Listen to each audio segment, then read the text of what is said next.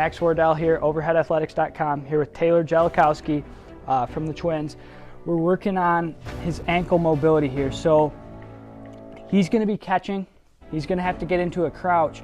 We're actually using this band to assist with the mobilization on the distal tibia here, pulling it anteriorly, so creating a glide there while he rocks back and forth from a position that he would squat in to give signs, and then maybe where he'd go through during the pitch to catch a ball. So we're rocking back and forth between the two, just trying to create some motion there in that ankle, some dorsiflexion, which he lacks after his ankle surgery. So we actually did a few agility drills with him in a previous video, so check that out if you haven't yet. He's coming back after he fractured that medial malleolus from a foul ball, actually, in the baseball season last year. So he's rocking back and forth. He's going to find different areas of it.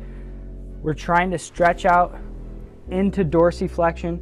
So we're doing a little bit of a glide, a little bit of a soleus stretch at the same time. From here, we're going to go into some exercises once he gets done here. So he's going to continue mobilization. He's going to do a few more sets of this, and then we're actually going to go into some exercises where we're working on eccentric stance or eccentric control, because he has to be able to push off that leg when running and doing agility drills. And then we're going to work more on strength through that crouch position after he's done some of those loaded eccentrics. So we're going to go into that right now in the video.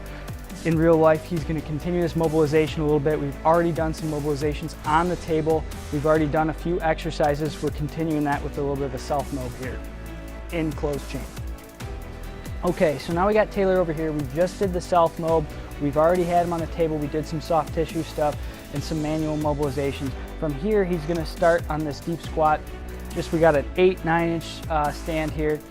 He's going to move forward into a crouch position.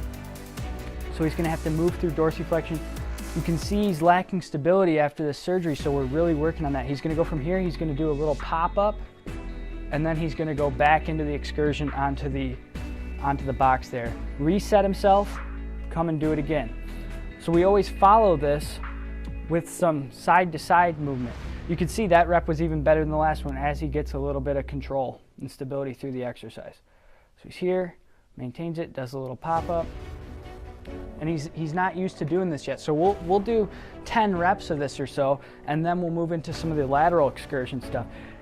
He's just getting back from this surgery, so it's important that he maintains control through every exercise, and then we progress to more of the agility exercise, which you've seen, but he hasn't been in this deep squat yet, which is very, very important and is often neglected in therapy.